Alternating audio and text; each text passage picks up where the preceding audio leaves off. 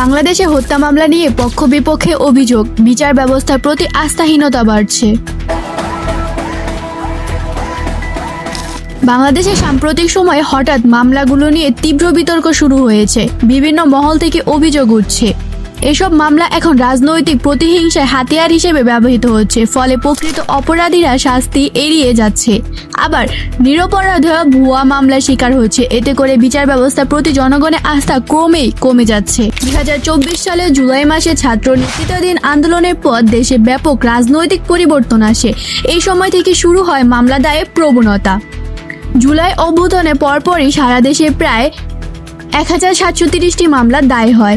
এর মধ্যে 731টি মামলা হত্যা মামলা হিসেবে নথিভুক্ত হয়, কিন্তু চূড়ান্ত চার্জশিট জমা হয়েছে মাত্র 26টিতে, আর এর মধ্যে হত্যার মামলা মাত্র 8টি। এ থেকে বোঝা যায় মামলার সংখ্যা হাজার ছড়ালেও বিচারিক প্রক্রিয়া সেভাবে এগোয়নি। কিছু সূত্রমতে জানা যায়, অনেক ক্ষেত্রে হঠাৎ মামলাগুলোতে অযথা বিপুল সংখ্যক মানুষের নাম জড়ানো হয়েছে। প্রায় 1930টি মামলায় 1 লক্ষাধিক মানুষকে আসামি করা হয়েছে। এমনকি কিছু ঘটনায় নিহত হিসেবে যাদের নাম উল্লেখ করা হয়েছে তারা বাস্তবে জীবিত ছিলেন। বিশেষজ্ঞদের মতে এই ধরনের ভুয়া মামলা বিচার ব্যবস্থাকে অবিশ্বাসযোগ্য করে তুলেছে।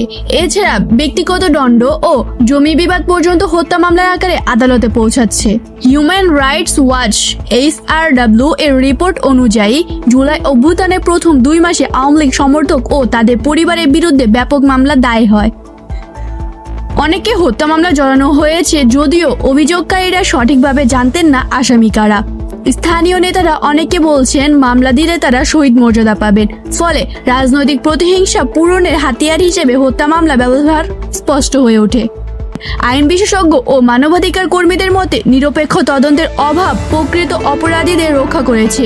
ভুয়া মামলা ও মিথ্যা অভিযোগের কারণে নিরাপরাধীরা হয়রানির শিকার হচ্ছে। বিচার ব্যবস্থা ধীরগতি ও দুর্বল তদন্তের ফলে জনগণ মনে করেছেন ন্যায় বিচার পাওয়া কঠিন। বিশ্লেষকরা বলেছেন, হত্যা মামলাকে রাজনৈতিক হাতিয়ার বানানো হলে আইনের শাসন দুর্বল হবে। নিরপেক্ষ ও কার্যকর তদন্ত ছাড়া প্রকৃত অপরাধীরা ধরা পড়বে না। বিচার বিভাগের স্বাধীনতা নিশ্চিত করা ছাড়া জনগণের আস্থা ফেরানো সম্ভব নয়।